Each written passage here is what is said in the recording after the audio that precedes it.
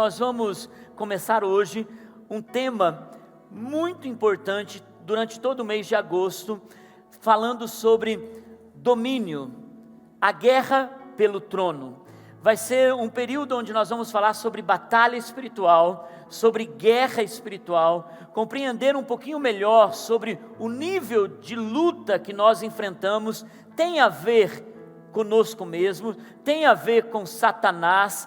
Qual é o domínio do reino de Deus? Qual é o domínio de Jesus em nossa vida? Qual é o domínio de Satanás?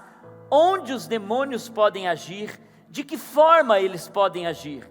Nós temos que dar tanta importância ao reino das trevas, e tudo o que acontece de mal em nossa vida tem a ver com o diabo.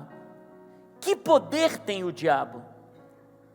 Qual é o nível de guerra que eu e você lutamos e enfrentamos em todas as áreas da nossa vida? Perguntas que nós queremos ajudá-los a responder, mas mais do que isso, ter uma compreensão espiritual daquilo que nós vivemos nessa terra. Porque quando nós conhecemos, nós temos o poder de desfrutar. Aquilo que nós não conhecemos, nós não podemos desfrutar. Você pode comprar um aparelho muito interessante, que pode ter 1001 utilidades, mas se você não conhece aquilo que o aparelho pode fazer, você não desfruta do aparelho. Da mesma forma, as coisas do reino de Deus são assim. Se a gente não conhece, nós não desfrutamos.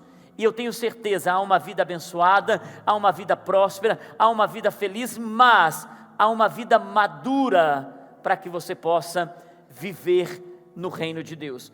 Eu quero compartilhar com vocês durante essa semana, e hoje eu vou fazer uma introdução. Eu vou começar a pintar um quadro, eu vou começar a dar uma certa base teológica, uma certa base bíblica, para que você possa entender o domínio de Deus e o domínio de Satanás. Então, hoje eu vou dar apenas uma introdução, para que a gente possa construir esse entendimento sobre o que nós vamos falar. Queridos, Deus é tão poderoso, e essa é a primeira coisa que nós precisamos compreender, que Ele está sentado num trono, e Ele governa todas as coisas. Ele deu sabedoria ao homem, Ele deu sabedoria que vem do alto, para que esse homem possa discernir, para que esse homem possa compreender. E é por isso que quando os nossos olhos são abertos, quando nós vemos além dos olhos naturais, mas com os olhos do entendimento espiritual, nós podemos discernir as coisas espirituais. Essa palavra em específico é uma palavra para você que quer compreender coisas espirituais. Essa série é uma série sobre espiritualidade, não é sobre fé, não é sobre encorajamento. Essa é uma série sobre espiritualidade, sobre base espiritual. Aqueles que talvez estejam chegando agora no reino de Deus, se aproveitarem essa palavra, já vão entrar no reino de Deus com uma espiritualidade mais consciente, com uma espiritualidade mais coerente. E eu convido você a compreender pelos olhos do seu coração, e é por isso que eu quero orar com você, antes da gente prosseguir nessa palavra, amém? Pai, eu quero declarar sobre os meus irmãos, olhos espirituais abertos. Senhor, eu oro pelos meus irmãos, que o coração deles se abram num nível espiritual um pouquinho mais profundo. Pai, eu quero que eles saiam da superfície. Eu oro para que eles possam ir mais alto no Senhor e mais profundo no conhecimento da sua palavra. Senhor, eu repreendo toda flecha do inimigo na mente, todo ataque do inferno no coração, Senhor, toda confusão mental agora mesmo, e tudo que possa atrapalhar. Nós oramos e damos o governo, o domínio e o controle ao Senhor, em nome de Jesus. E quem crê diz amém. Queridos, fora Jesus, o homem mais sábio que viveu nessa terra foi Salomão. Ele escreveu Provérbios, ele escreveu o Cântico dos Cânticos, e Deus deu a ele uma sabedoria, e essa sabedoria não é apenas terrena, era uma sabedoria para fazer uma ligação do eterno com o terreno. Então muitas coisas que você lê em Provérbios, o próprio Cântico dos Cânticos é a maior revelação de Jesus e a igreja de todos os tempos, dada ao sábio Salomão. Alguns versículos do livro de Provérbios, eles têm a ver com o padrão terreno, mas também com o padrão eterno. E um reino, ele é estabelecido sobre algo. Nós vamos falar sobre domínio, sobre reino, sobre o trono de Deus. Ele se estabelece sobre algo. E o sábio Salomão, ele disse isso em Provérbios capítulo 16, versículo 12. Ele disse assim: os reis detestam a prática da maldade. Esse é o padrão de um reino.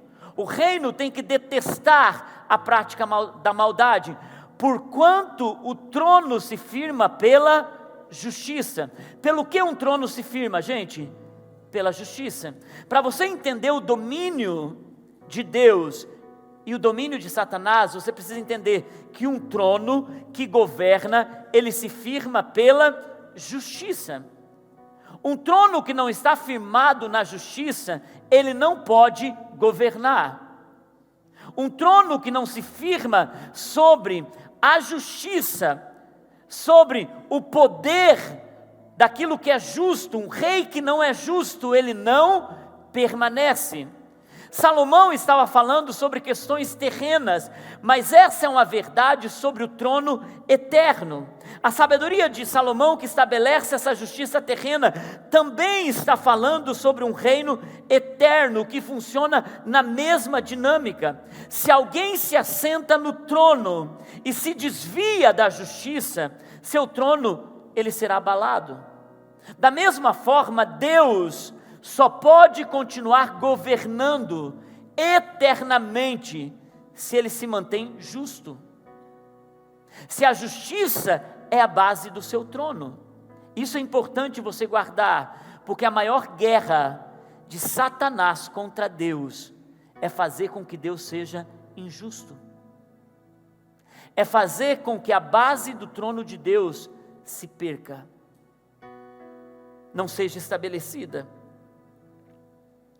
Se há justiça no universo, e se não há julgamento, e eu vejo muitas pessoas hoje pregando sobre uma graça sem julgamento, porque quando não há julgamento, o universo inteiro vai explodir, porque toda a base da eternidade, do governo de Deus está na justiça. Diga comigo, justiça. Mas há uma outra coisa que o trono precisa ter, que um rei precisa ter, que um soberano precisa ter. Provérbios capítulo 20, versículo 28, fala assim: a bondade e a fidelidade é o que preserva o rei. Por sua bondade, ele dá firmeza ao seu trono. Então, duas coisas acontecem para que um trono possa ser estabelecido. Primeiro, esse rei precisa ser justo. O domínio do trono precisa ser justiça. Se não há julgamento, se não há justiça, não há domínio do trono. Ele não pode permanecer no trono. Mas também, para que um rei possa permanecer, esse rei precisa ter bondade, e a bondade ou a graça ou o amor é o que se estabelece o trono. Duas coisas, justiça e amor. Diga comigo, justiça e amor. Eu quero que você entenda como Deus se estabelece como um rei soberano, como um Deus soberano, sobre aquele que se assenta no trono. Você lê os Salmos e você vê Davi, o rei, dizendo: Senhor, eu me assento nesse trono terreno, mas é Tu que governa no trono da eternidade. É o Senhor que está estabelecendo todo o seu governo, é o Senhor que controla todas as coisas. Senhor, o Senhor está governando acima dos céus, e nós vemos toda a palavra de Deus colocando a soberania de Deus, porque Deus é um Deus justo. Como se estabelece a justiça e o amor? Na cruz do Calvário. Na cruz do Calvário é onde você vê a perfeita liberação do trono de Deus acontecendo. Como, pastor? Porque na cruz do Calvário você vê a justiça de Deus. A justiça de Deus era que alguém precisaria morrer. A justiça de Deus é que a única forma de vir justiça para o homem sobre o pecado, a justiça cobre o pecado, a justiça faz o homem ser justificado. A única forma disso acontecer era que alguém morresse. Então, desde sempre, um animal estava morrendo para cobrir aquilo que o homem pecava, para justificar o homem. Mas na cruz, agora, alguém morre, alguém perfeito, o Filho de Deus. Então, na cruz do Calvário, a justiça de Deus é aplicada. Mas lembra, um trono não permanece apenas com justiça.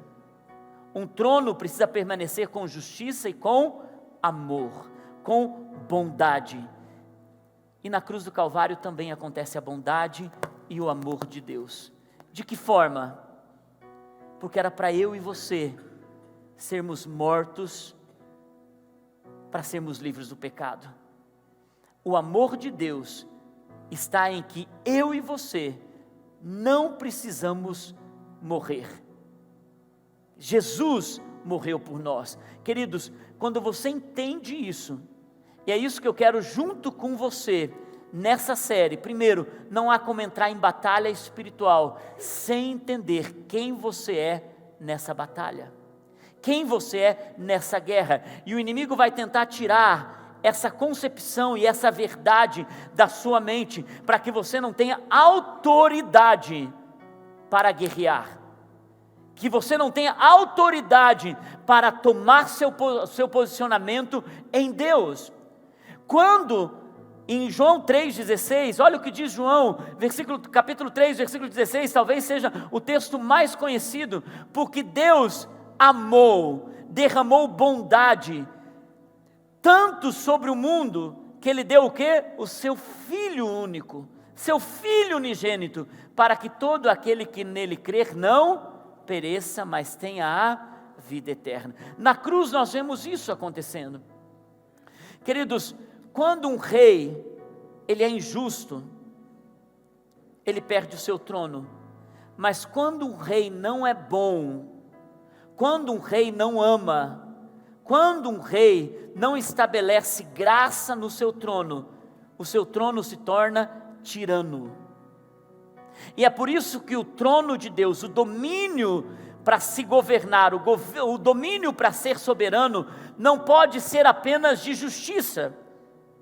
Ele precisa ser de justiça e de bondade. Então eu quero que vocês entendam uma coisa, Vida Plena, é por isso que uma pessoa religiosa, ela se torna mais voltada para sentar-se num trono de julgamento, para criticar, para julgar. Então ele tem um domínio de julgamento e ele vê um Deus que julga, um Deus que está pronto para corrigir, um Deus que está pronto para te dar uma lição conforme os seus pecados. E muitas pessoas se assentam no trono porque vem um Deus assentado num trono de julgamento. Agora, por outro lado, tem muitas pessoas que veem um Deus tão bom, mas Deus é tão bom, que Ele nunca vai colocar os seus pecados e dar consequência aos seus pecados, os seus erros diante de um Deus bom. E algumas pessoas olham para a sua vida e dizem: por que está acontecendo isso comigo? Eu nem sou tão mal assim, eu nem sou tão ruim assim, e por que logo isso comigo? E eles veem um Deus apenas bom, e eles não entendem que há um Deus que julga, um Deus que estabelece sobre justiça. E esse é o ponto de equilíbrio que uma pessoa precisa ter para entender a batalha espiritual. E uma pessoa imatura na fé, na vida cristã, ela ou pende para um lado, ou ela pende para outro lado. E ela não compreende verdades que são tão importantes para que você possa estabelecer o domínio de Deus sobre a sua vida. Um rei não pode ignorar a justiça, mas ele não pode abandonar o amor. Nós vemos a justiça de Deus na cruz, como eu disse para vocês. Deus tem o controle sobre tudo. Por isso que Deus é o rei. É por isso que ele tem o domínio, porque o trono dele tem amor, tem justiça. Se ele controla tudo, pastor, por que acontecem coisas más? Pastor, se Deus controla tudo, por que lá em casa as pessoas ficam doentes? Por que a morte? Por que a criança sofrendo? Se Deus controla tudo, por que então eu estou enfrentando situações tão difíceis, mesmo cumprindo os mandamentos, mesmo tentando ser o melhor de mim diante de Deus, e muitas pessoas entram num lugar de frustração para com Deus, porque as coisas saem do eixo, as coisas saem do caminho, as pessoas entram em uma decepção com Deus, porque alguma situação aconteceu, uma morte aconteceu. Querido, semana passada, domingo à noite, uma família aqui da igreja perdeu o pai e a mãe num acidente de carro. No último culto, eles estavam aqui, eles são uma família, alguns estão há algum tempo aqui, a irmã está chegando agora, e no culto da noite, a filhinha dela estava no carro junto com os avós, indo para Apucarana. E quando acontece o acidente, ela estava no culto aqui à noite, o pastor Harold estava pregando, e o pastor Harold estava pregando sobre você não é órfão, e naquele momento, ela estava perdendo o seu pai e a sua mãe. Ela disse que aquilo foi tão forte no coração dela, ela sentiu Deus falando com ela, você não é órfã, mas ela não sabia o que estava por vir. A filha dela, de 3 anos, estava no carro, na cadeirinha de trás, a cadeirinha partiu no meio, e a menina, os pais morreram na hora, os avós da menina, os pais dessa nossa discípula, e a menininha teve a perna quebrada, e nada mais, estava, graças a Deus, viva. Por que coisas ruins acontecem? Se Deus controla tudo, por que uma doença bate na nossa porta? Por que um luto chega? Queridos, nós vamos entender que Deus controla tudo, mas quando Ele deu a terra para o homem, Ele deu o controle da terra para o homem. E o homem, em um momento, entregou o controle dessa terra para o diabo. Se você quer crescer em uma espiritualidade, você precisa entender, Deus governa tudo, Ele tem o controle de tudo, mas quando Ele dá, Ele não tira, Ele não tirou o controle da terra do homem. Quando Ele entregou, Ele disse, eu vou te dar o domínio e o controle dessa terra. E quando o homem foi tentado, e ele cedeu à tentação, e ele entregou a Satanás, ele entregou ao diabo o controle da terra, ainda que Deus tendo controle, nos livra, nos guarda, nos protege, Ele nos dá livramento, e Ele está pronto para nos proteger. Na verdade, esse mundo vai ser redimido só quando Jesus voltar. Então, tudo que nós vivemos aqui, e há um estilo de cristianismo que diz, você não vai passar por problema, você não vai enfrentar luta, esse mundo jaz no maligno, mas nós somos uma luz que rompe com as trevas, e nós somos vencedores. Jesus disse, nesse mundo vocês terão aflições, mas eu venci o mundo, eu venci. Queridos, há um padrão perfeito do reino de Deus. O mundo perfeito, o domínio perfeito, está em Isaías. A palavra de Deus diz que em Isaías, quando acontecer o reino de Cristo, que é o plano original de Deus, as crianças vão brincar no ninho da serpente, e a serpente não vai poder picar, porque não haverá veneno, porque a serpente no original não tinha veneno. A Bíblia diz que o jovem vai ter 100 anos. Nós vemos então o lobo pastando com a ovelha. Esse é o mundo perfeito. Você quer uma visão do mundo perfeito, do mundo onde Deus domina, o controle de Deus? Olhe para o céu, não olhe para a terra. Olhe para o céu, porque no céu não tem hospital, no céu não tem doença, no céu não tem síndrome, no céu não tem luto, no céu não tem lágrima, no céu não tem maldição, no céu não tem problema financeiro. Esse é o padrão eterno de Deus, não a terra. A terra era, a terra foi, mas não é mais. Por quê? Porque quando Deus deu ao homem, o homem abriu mão do governo de Deus e entregou a Satanás. Pastor, como que pode isso? Isso é o que você precisa amadurecer para entender, meu irmão, que nós estamos em um nível espiritual. É uma batalha espiritual. E quando um cristão amadurece, ele entende as coisas que são espirituais. E ele não fica com mimimi, ele não fica olhando para as coisas que estão acontecendo e culpando Deus, quando na verdade ele entra em batalha espiritual, tirando o domínio de Satanás, o governo das trevas sobre as suas lutas. Então, e é o que eu vou ensinar para vocês nas próximas estações, se o governo desse mundo está sobre Satanás, qual é a nossa autoridade? Qual é o nosso governo? Pastor, então vamos deixar isso na mão dele? Não, e daí nós encontramos na palavra de Deus a nossa autoridade para resgatar o mundo das trevas e trazer para o reino da luz. Então nós precisamos entrar em autoridade, nós vamos entrar em batalha, mas eu quero com vocês hoje entrar nessa linha para que vocês possam entender. Quando o homem deu o governo para Satanás, o primeiro Adão, quando Deus criou Adão e Eva, o homem e a mulher, quando ele criou toda a terra, queridos, eu queria ter tempo para falar para vocês sobre o domínio do homem. A Bíblia diz que o homem era coroado de glória. Ele era a glória de toda a criação, e a glória, essa palavra glória, eu fui procurar no original, ela quer dizer uma redoma dourada. Por que a criação se submetia ao homem? Porque ele tinha uma glória. Ele tinha uma glória que todos os animais, os leões, os dinossauros, todos se submetiam à glória que estava no homem. Quando o homem pecou, a glória foi retirada. Você pensa, o homem tinha governo sobre tudo, o tigre não podia pegar o homem, o leão não podia. Hoje, depois que a glória foi tirada por causa do pecado, até um mosquito coloca um homem na cama. Já percebeu isso?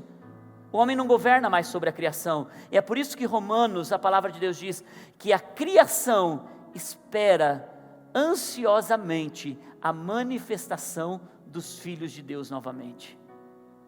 A criação espera, é por isso que a palavra de Deus diz que o mundo perfeito vai acontecer dessa forma, o lobo com o cordeiro, a criança pode pegar a serpente e nada vai fazer mal, porque essa é a origem da criação. O homem foi criado para governar sobre tudo.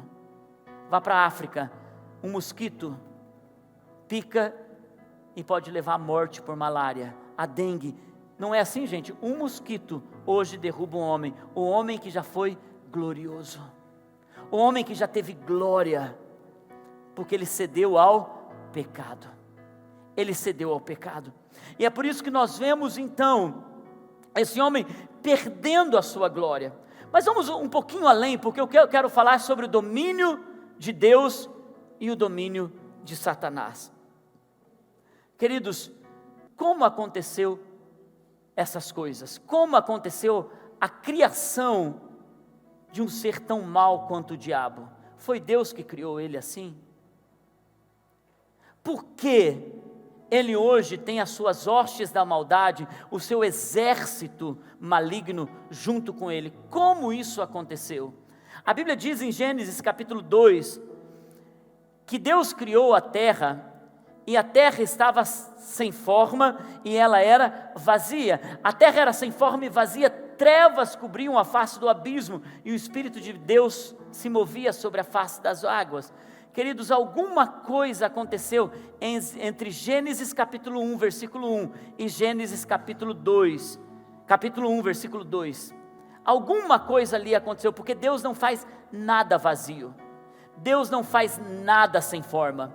Tudo que Deus faz é belo, tudo que Deus faz é perfeito. Isaías, capítulo 45, versículo 18, diz isso. Pois assim diz o Senhor, que criou os céus, Ele é Deus, que moldou a terra, Ele fez essa terra, Ele estabeleceu essa terra, não a criou para estar vazia, não a formou para não ser habitada. Ele criou essa terra para ser uma terra abundante, mas o que aconteceu? Que essa terra se encontra em um certo momento vazia, um caos. O original da palavra vazia significa desértica, uma terra em deserto. Alguma coisa aconteceu ali. Queridos, haviam habitantes no Éden antes de Deus colocar Adão ali. Havia uma terra onde haviam habitantes ali antes de Deus criar as coisas para o homem habitar ali novamente. Pastor, como assim? Nós vemos pelo menos 3 tipos de habitantes, ou 3 habitantes ali, que governava todas as coisas, que Deus chama eles de arcanjos, ou de querubins. Nós vemos 3 querubins que foram chamados por Deus. O que são os arcanjos? Os arcanjos são anjos sobre anjos. São anjos maiores do que anjos, ou exercem autoridade sobre os anjos. Esses arcanjos, eles são fortes, eles são altos, eles são mais rápidos que a velocidade da luz. Os arcanjos, eles são limitados porque eles não são Deus, eles são criaturas. E nós vemos pelo menos, a Bíblia menciona 3 deles. Miguel, que é o anjo da guerra, que é o anjo que em Apocalipse vai guerrear contra Satanás, é o anjo que protegia Israel. Quando Israel estava em batalhas duras, Deus mandava ao maior nível de autoridade, que era Miguel. Nós vemos um outro arcanjo chamado Gabriel, que era o arcanjo mensageiro. Ele enviava as mensagens de Deus. Então nós vemos um terceiro arcanjo, e o nome desse arcanjo era Lúcifer. Ezequiel capítulo 28, vamos para onde a palavra de Deus fala sobre ele. Ezequiel capítulo 28, diz assim: você estava onde que ele estava? No Éden. Isso antes do homem, isso antes do homem habitar no Éden. Você estava no Éden, o jardim de Deus. Todas as pedras preciosas o enfeitavam. Gente, Deus criou Lúcifer com tudo que há de mais belo, mais rico, mais formoso. Se Miguel era da guerra, Gabriel era o mensageiro, Lúcifer era o responsável pela adoração. Sárdio, topázio, diamante, berilo, ônix, jaspe, safira, carbúnculo e esmeralda, as pedras mais ricas, mais caras, mais belas. Seus engates e guarnições eram feitos de ouro. Tudo foi preparado para o dia que você foi criado. Olha o que Deus fez para esse querubim, para esse arcanjo. Versículo 14, você foi ungido como um querubim guardião. Essa palavra guardião, o original quer dizer como um querubim que guarda, que cobre, um querubim que coloca suas asas sobre, pois para isso eu o designei. Você estava no monte santo de Deus, e caminhava entre as pedras fulgurantes. Você era inculpável em seus caminhos, desde o dia em que foi criado, até que se achou maldade. O original dessa palavra maldade significa injustiça. Lembra sobre o que um trono pode permanecer? Sobre a justiça. E diz assim, até que foi encontrado maldade ou injustiça em você. Por meio do seu amplo comércio, negociação, você encheu-se de violência e você pecou. Por isso, eu o lancei humilhado para longe do monte de Deus. E o expulsei, ó querubim que cobre, ó querubim guardião, do meio das pedras fulgurantes. Eu o expulsei. Seu coração tornou-se orgulhoso, por causa da sua beleza. E você corrompeu, o que ele corrompeu, gente? A sabedoria. Deixa eu dizer uma coisa para você, queridos. Quem pensa que Satanás é aquele bicho horroroso, feio, aquele que está no elevador e se você encontra, ele está de chifres e diz, não, pode passar que eu vou ficar por aqui mesmo. Ele não é dessa forma, ele continua com a sua essência, a sua beleza, a sua sabedoria, continua com ele, porque lembra aquilo que Deus deu, Deus não tira.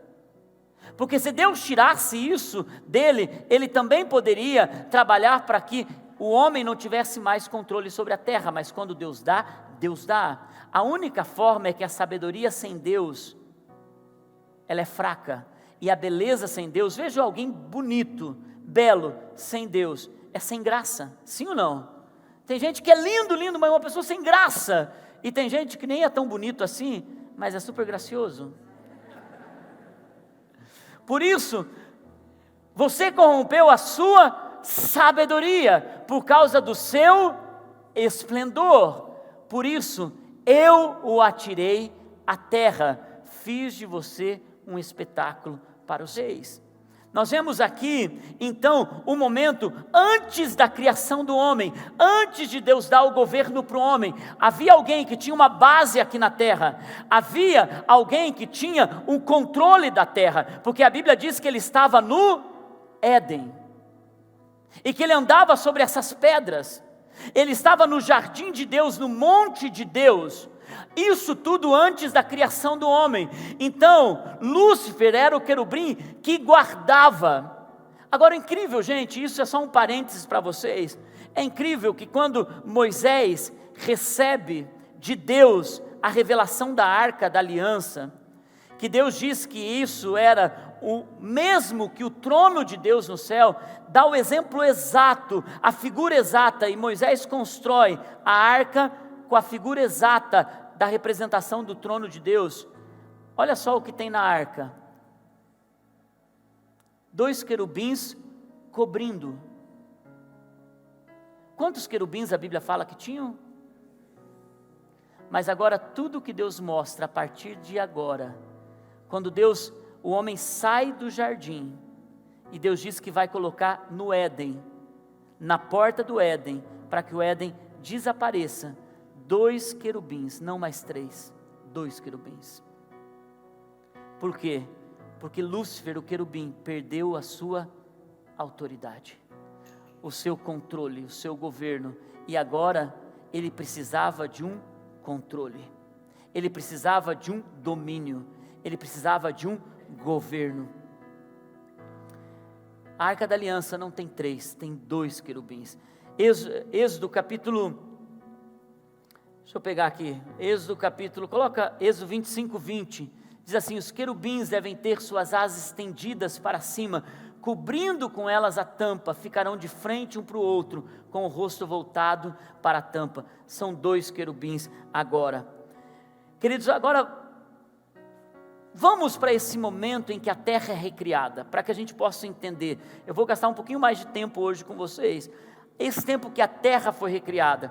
Lembra, agora Satanás foi lançado do monte de Deus, ele foi lançado na terra. 1/3 parte dos anjos ele conseguiu por conta da sua beleza, sabedoria, o seu desejo de conquistar. Ele é lançado com 1/3 parte dos anjos sobre a terra, e agora ele está nessa terra, e Deus recria essa terra. Ele não tem corpo, ele é espírito, ele é um arcanjo. Agora, ele precisa, para se manifestar, ele precisa de um corpo. Lembra a criação?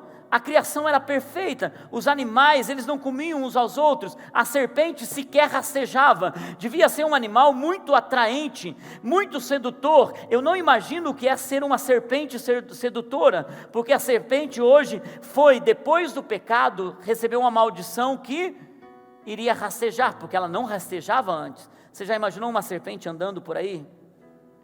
Era o que ela fazia, e eles falavam, ela era muito atraente. E não me pergunte por que a Bíblia não diz, ou porque logo a serpente foi seduzida por Satanás. Logo a serpente foi seduzida pelo espírito orgulhoso de Satanás. A Bíblia não fala sobre isso, e vão ter muitas perguntas, escute isso, muitas perguntas, que você não vai ter respostas daqui. Em algumas perguntas, alguém chega e diz: pastor, por que aconteceu isso? Meu irmão, eu não sei. Mas você como pastor não sabe? Pois é, a Bíblia não fala, Deus não deixou claro sobre isso. Irmãos, então, parte da maturidade também é saber que muitas perguntas só serão reveladas quando Jesus te responder na eternidade. Então ore para estar lá na eternidade, amém? E nós vemos isso acontecendo nesse momento. A terra é criada, Deus coloca o homem nessa terra e Deus dá domínio sobre o homem.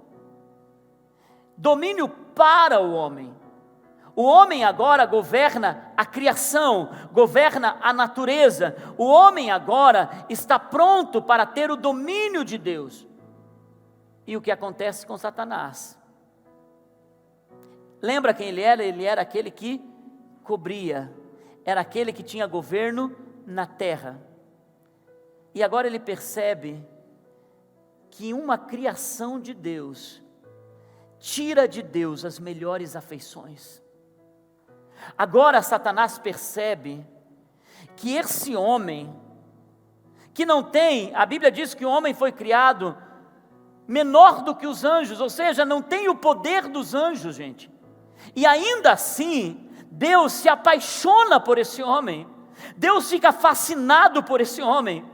Tudo que Deus tem agora é prazer, ao ponto de todos os dias descer para ter comunhão com esse homem. Agora Deus tem prazer em estar com o homem, Deus tem prazer de cercar esse homem de glória, Deus tem prazer em conduzir esse homem ao governo eterno. O plano de Deus era ter a humanidade cercada de glória. Algumas pessoas pensam imaturamente que o plano de Deus era ter apenas Adão e Eva.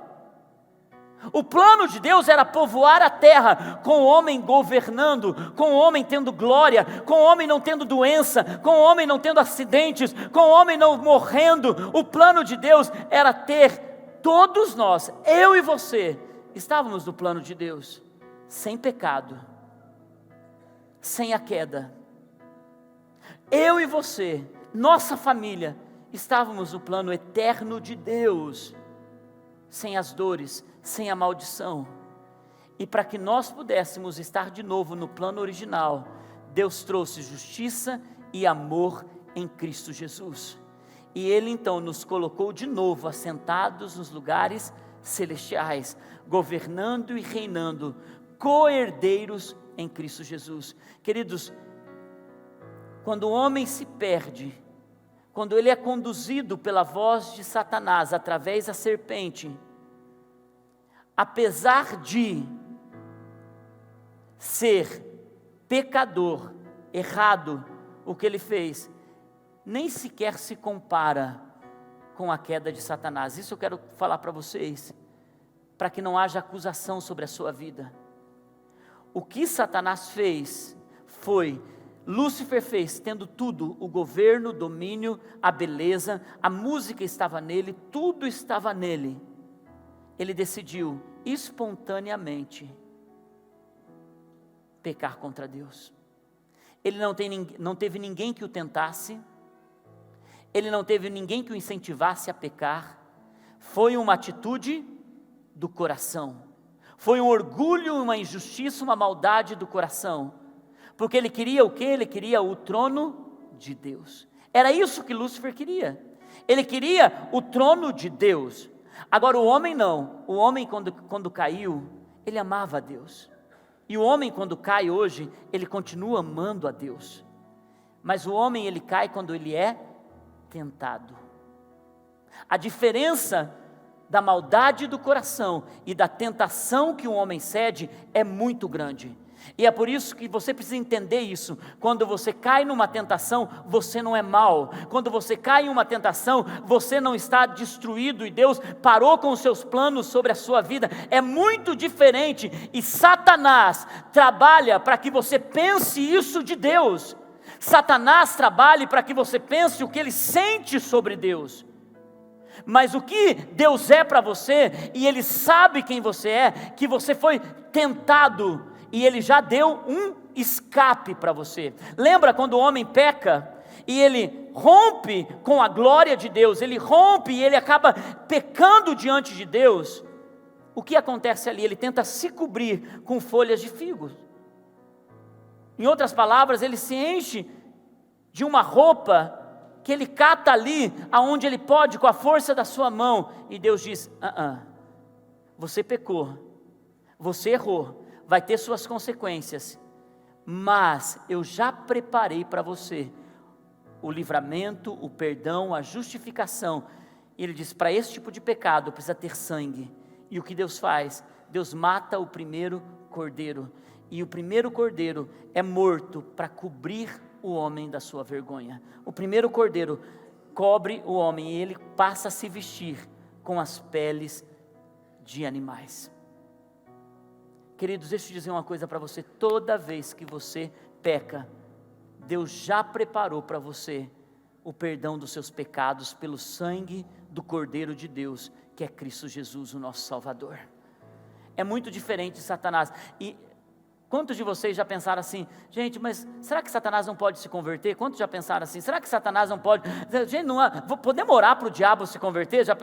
Gente, quando eu queria converter Satanás quando eu me converti. Gente, agora sim, eu cheguei para o reino de Deus, agora eu vou converter o diabo. Todo mundo pensa que vai orar e vai converter, mas a maldade do coração dele, a injustiça do coração dele, cresceu a tal ponto que Deus não tinha mais o que fazer, e ele convenceu esses anjos a virem com ele para a terra. Foram lançados do céu, na verdade. Deixa eu ver para onde eu vou, gente. São 4 semanas que nós vamos estar juntos. Então, qual é o desejo de Satanás? Qual é o desejo de Satanás? Ter o trono que é de Deus, ter o domínio que é de Deus. Isaías capítulo 14, versículo 12, outro texto que fala sobre Lúcifer, diz assim: como você caiu dos céus, ó estrela da manhã. Está se referindo ao querubim guardião. Como você caiu dos céus, ó estrela da manhã, filho da alvorada, como foi atirado à terra, você que derrubava as nações. Você que dizia no seu coração: subirei aos céus, erguerei o meu trono acima das estrelas de Deus, eu me assentarei no monte da Assembleia, no ponto mais elevado do Monte Santo. Subirei mais alto que as mais altas nuvens, e eu serei como... Qual é o plano de Satanás, gente? Ser como Deus. Por isso que, na verdade, é uma luta de domínio pelo trono. A estratégia do inimigo é fazer com que Deus seja injusto.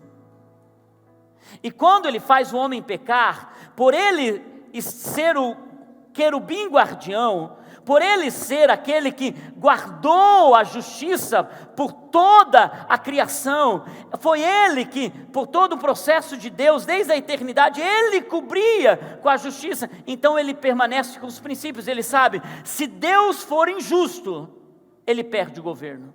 Se Deus for injusto, ou se ele deixar de amar o homem, ele perde o governo. Então ele está trabalhando o tempo todo para querer manter o seu plano original, que é estar no trono de Deus. Por isso é uma guerra pelo trono. Tudo que tem a ver com batalha espiritual tem a ver com uma guerra pelo trono. Queridos, escute isso. Satanás continua querendo o lugar de Deus. E ele descobriu o que Deus mais ama, que sou eu e você. Ele descobriu o que Deus tem mais prazer, que sou eu e você. Agora eu me pergunto, por que Satanás não pegou então, para destruir o plano de Deus, lá no jardim do Éden, e não trabalhou assim, ó, homem, tenha ódio dessa mulher e mate ela. Ele não fez isso, porque ele sabia que a morte não ia destruir o plano de Deus, mas o que iria destruir o plano de Deus era fazer o homem pecar, para perder a glória. Deixa eu dizer uma coisa, para a gente começar essa série: tudo que tem a ver numa batalha espiritual é Satanás trabalhar para que você perca a glória que foi devolvida a você em Cristo Jesus, e que está te aperfeiçoando para chegar a ter domínio sobre as nações, quando tudo for restaurado por Cristo Jesus nessa terra. Por isso, queridos, toda a sua batalha hoje, toda a sua guerra hoje, precisa ser olhada de um lugar mais alto, e eu quero dar ferramentas a vocês nos próximos domingos, para que você possa entender. E sabe o que Satanás fez? Ele continua guerreando contra o homem, desde a eternidade, desde a criação, para fazer com que Deus seja injusto. Lembra quando ele chegou diante de Deus com Jó? Ele disse: está vendo o teu servo Jó? É fiel. Ele está trabalhando o tempo todo para Deus perder a sua justiça, e para que Deus deixe de amar o homem. Então ele vai ferindo o homem, lançando setas sobre o homem. Tudo isso porque ele sabe que vai ferir o coração de Deus. Hoje de manhã eu estava vindo para cá, eu estava dizendo para a Naine, estava dizendo: amor, fico tão constrangido em saber o quanto Deus me ama. Ele me ama tanto que cada vez que eu caio, que eu me lamento contra Ele, cada vez que eu entro em um lugar de desconforto, de decepção, cada vez que eu estou questionando por que a minha vida é desse jeito, na verdade é Satanás ganhando território no trabalhar dele, para que eu veja Deus como um Deus injusto, e Deus se fere com isso, queridos, porque nós somos a única coisa nesse mundo, nós somos a única coisa nesse mundo que pode ferir o coração de Deus, e é por isso que Satanás trabalha para que a gente se decepcione com Deus, e para que a gente de alguma forma possa deixar Deus entristecido. Você imaginou o coração de Deus quando Ele viu a sua criação perdendo a glória? O coração de Deus quando Ele teve que olhar para o seu filho e dizer: não, eu não posso. E a Bíblia diz que Ele se virou, e Ele teve que deixar seu filho morrer, para que todos os outros voltassem a ter a posição da criação. Você tem a posição da criação, e é por isso que o processo da santificação, das nossas escolhas corretas, da nossa maturidade espiritual, ela faz com que Satanás perca o domínio. E o que Satanás está mais trabalhando não é fazer trabalho de macumba contra você. Escute isso. Satanás não está, o objetivo de Satanás não é fazer feiticeiro entrar na igreja. Eu vejo tanta gente ficando falando de nome de demônio, nome de não sei o quê. Satanás está pouco interessado se você sabe nome de demônio, se tem trabalho na esquina, se tem gente fazendo trabalho contra você. Satanás está mais interessado é fazer com que você fira o coração de Deus, que você não conheça, que você viva na ignorância, porque a palavra de Deus diz que o meu povo perece por falta de conhecimento. E muita gente imatura não percebe que está ferindo o coração de Deus. E quando nós retornamos para o lugar do arrependimento, isso alegra o coração de Deus. Deus já te colocou num lugar de autoridade. Deus já te colocou num lugar de governo. E é isso que nós vamos falar nas próximas semanas. Mas, queridos, tudo tem a ver com Satanás querendo o trono de volta. Tudo tem a ver. O nível de batalha espiritual tem a ver com Satanás querer o trono no lugar de Deus. Mas quanto a nós, eu quero declarar, ele não terá, ele não tem, porque quem se assenta no trono da nossa vida é o Senhor Jesus, e Ele já nos deu autoridade, mas também maturidade, para compreender que esse mundo está no maligno. Quando alguém pergunta, por que isso está acontecendo? Ele não tem maturidade ainda, para entender que a guerra dele é maior do que essa pergunta, é muito maior do que essa pergunta. A guerra dele é se assentar num lugar que é dele e ele não se assentou ainda. Deus está te chamando para se assentar com ele e dominar com ele. Adão perdeu, mas Jesus ganhou. E em Jesus nós somos mais do que vencedores. Amém? Vamos nos colocar em pé.